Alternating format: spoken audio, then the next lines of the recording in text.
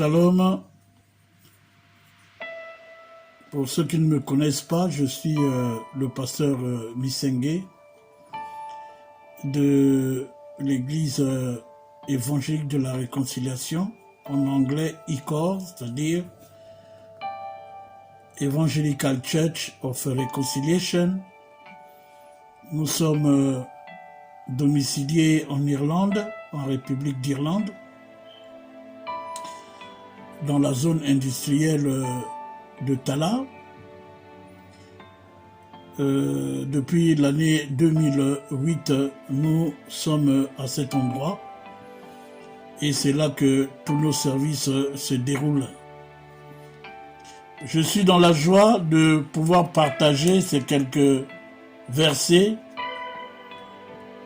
avec vous et je suis dans la joie car la parole de Dieu est fidèle.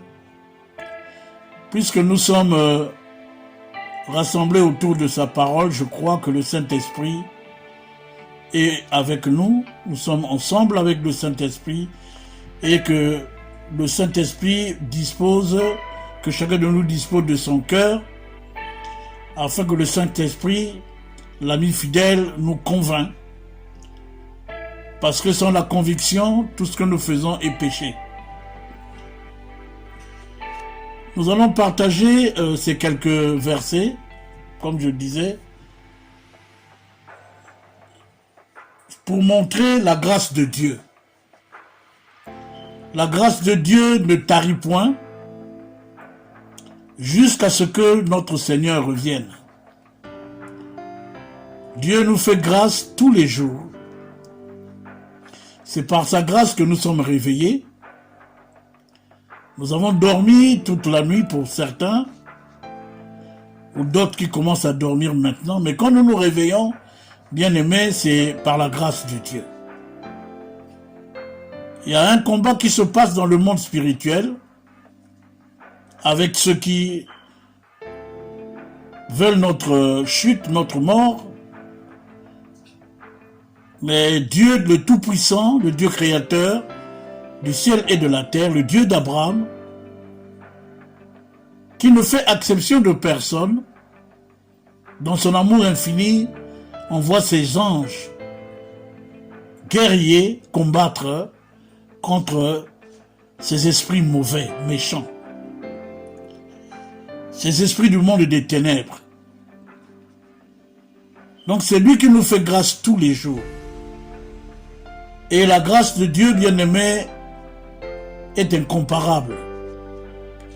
Parce que notre Dieu, c'est le Dieu de toute miséricorde. Il ne regarde pas nos fautes. Il ne nous condamne pas. Mais il veut tout simplement que nous puissions reconnaître sa grandeur, que sans lui nous ne pouvons rien. L'accepter dans notre vie comme Seigneur et Sauveur au travers de son Fils Jésus de Nazareth qui est le Christ, et que au jour marqué que nous puissions être avec lui. En cela, bien-aimé, j'aime beaucoup lire l'apôtre Jean, qui n'est autre l'apôtre de celui qui avait réalisé qui il est, Jésus de Nazareth, et qui a été convaincu et qui est resté fidèle à Jésus de Nazareth pendant les 3 ans et demi du ministère de Jésus de Nazareth, qui est le Christ. J'aime beaucoup lire l'apôtre Jean. Il a été un ami fidèle depuis qu'il avait été appelé par le Seigneur.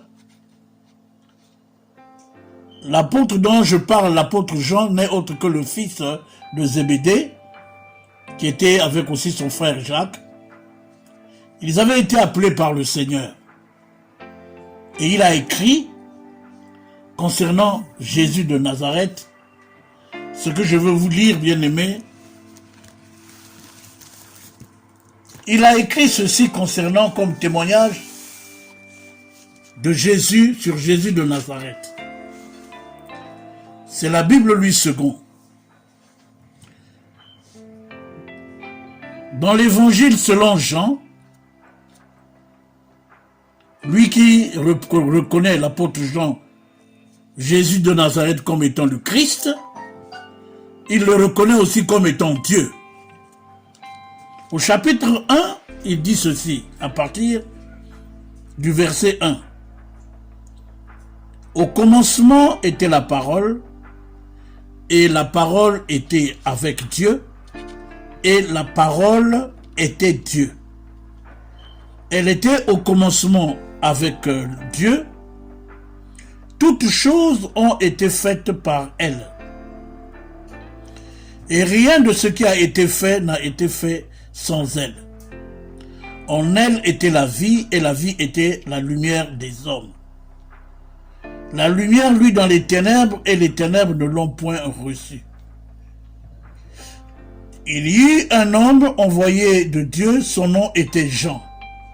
Il vint pour servir de témoin, pour rendre témoignage à la lumière, afin que tous croient par lui. Il n'était pas la lumière, mais il parut pour rendre témoignage à la lumière. Cette lumière était la véritable lumière qui, en venant dans le monde, éclaire tout homme. Elle était dans le monde, et le monde a été fait par elle. Et le monde ne l'a point connue. Elle est venue chez les siens, et les siens ne l'ont point reçue. Mais à tous ceux qui l'ont reçue, à ceux qui croient en son nom, elle a donné le pouvoir de devenir enfants de Dieu, lesquels sont nés non du sang, ni de la volonté de la chair, ni de la volonté de l'homme, mais de Dieu. Bien-aimés dans le Seigneur, l'apôtre Jean est en train de nous certifier que la parole qui était au commencement, cette parole s'est faite chair et elle a habité parmi les hommes, pleine de grâce et de vérité, et nous avons contemplé sa gloire, une gloire comme la gloire du Fils unique venu du Père. C'est l'apôtre Jean qui est en train de témoigner ce que lui, il a vu se manifester dans le corps, se manifester dans le ministère de Jésus de Nazareth. Il a vu se manifester l'amour. Il a vu se manifester la miséricorde. Il a vu se manifester la compassion. Il a vu se manifester durant les 3 ans et demi qu'il était à côté de cet homme, le partage. Il a vu se manifester le soutien. Il a vu se déverser cet amour vis-à-vis de la foule, vis-à-vis des gens qui suivaient cet homme. Parce qu'il est écrit que ce sont des foules qui suivaient Jésus de Nazareth. Lui, l'apôtre Jean, il a vu cela. Et il témoigne que c'était une lumière. Et que cette lumière, quand elle touchait quelqu'un, quand elle rentrait dans le cœur d'une personne, cette lumière, automatiquement, à cause de cette lumière, la personne changeait complètement. Quand cette lumière rentrait dans le cœur de cette personne, c'est-à-dire dans l'âme de cette personne, si elle était malade, cette personne guérissait. cette lumière, quand elle rentrait dans le fin fond d'une personne, c'était obligatoirement un changement radical. Parce que c'est une lumière, quand une personne la recevait, c'est une lumière qui chasse les ténèbres. Bien-aimés en Jésus-Christ, bien-aimés mes frères et sœurs, vous qui m'écoutez à cette heure de la journée, je peux vous dire, bien-aimés, je connais le monde. Je connais les œuvres du monde. Parce que avant de devenir chrétien, pratiquant, j'ai été dans le monde et j'ai vécu dans le monde et je connais le monde. Je connais cette lumière dont l'apôtre Jean est en train de parler.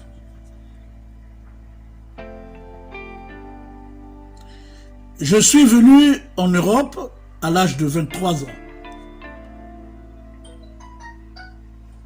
C'est un long témoignage, mais je veux faire par morceaux. J'avais 23 ans en 1976. Je suis arrivé à Paris. Je n'avais personne qui pouvait contrôler ma vie, qui pouvait m'interdire de faire ceci ou de faire cela. J'étais libre, comme on dit, j'étais libre comme du vent. J'étais bien jeune. Pas de parents, pas de frères. J'avais quelques cousins, mais chacun était dans son coin. Alors j'ai eu à faire certaines choses. Et un jour, bien-aimé,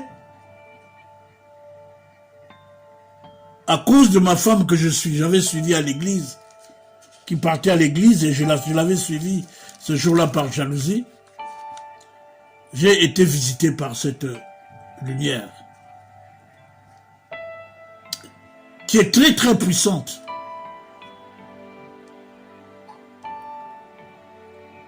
Je suis rentré à la maison, c'était en 1986, j'ai dormi et cette lumière m'a apparu dans une vision. Je n'étais pas chrétien, mais c'était le choix de Dieu. Dieu fait ce qu'il veut, quand il veut, à tout le monde.